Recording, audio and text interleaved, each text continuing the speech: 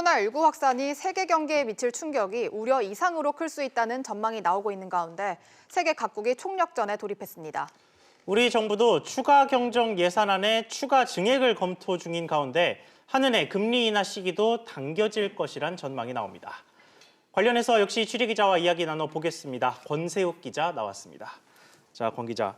먼저 라가르드 총재가 코로나19에 대한 경각심을 요구를 했다고요. 네, 그렇습니다. 블룸버그 통신에 따르면 라가르드 총재는 지난 10일 유럽연합 지도자들과 영상회의를 가졌는데요.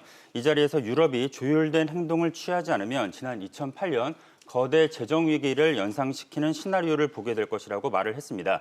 지금 대담하게 행동을 하지 않으면 각국의 경제 일부가 붕괴될 위험이 높아질 것이란 경고입니다. 라가르드 총재는 적절한 대응 시 충격은 일시적일 것이라며 유럽 중앙은행도 조만간 조치를 내놓을 뜻을 내놨습니다.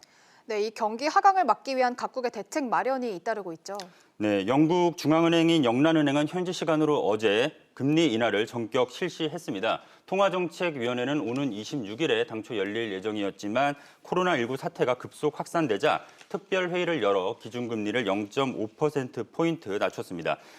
영국 재무부도 코로나19 대응을 위해서 300억 파운드, 우리 돈 45조 원 규모의 대책을 함께 내놨습니다.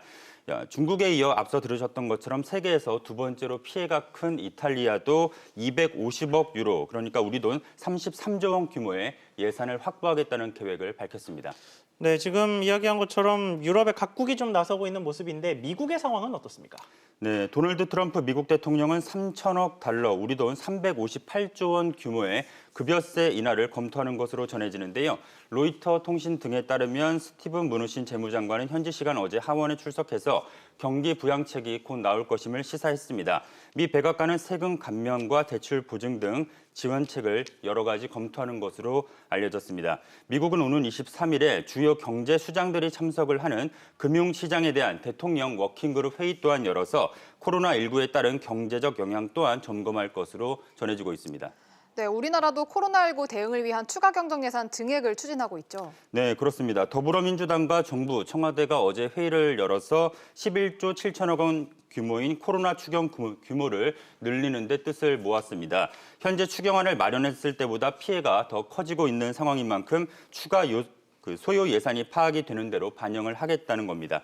여당은 과감한 증액을 요구하면서 야당의 협조를 압박하고 있는데요. 미래통합당은 추경안에 대해서 현금 살포 포퓰리즘이라고 주장을 하면서 국가 재정 부담을 우려하고 있습니다. 자, 이런 가운데 한국은행에도 계속 시선이 쏠리고 있습니다. 영국이나 미국처럼 금리를 내려야 한다, 이런 식의 주장인데 현재 상황이 어떻습니까? 네, 한국은행은 오늘 비통화 정책 방향 금융통화위원회 회의를 비공개로 여는데요. 금융 안정을 위한 정책 수단 등이 논의될 것으로 관측이 나옵니다. 기준금리를 결정하는 정례 금통위는 다음 달 9일 열릴 예정인데요. 시장은 이에 앞서서 한은이 임시 금통위를 열어서 선제적 금리 인하에 나설지 여부를 주목하고 있습니다. 네, 권 기자 이야기 잘 들었습니다.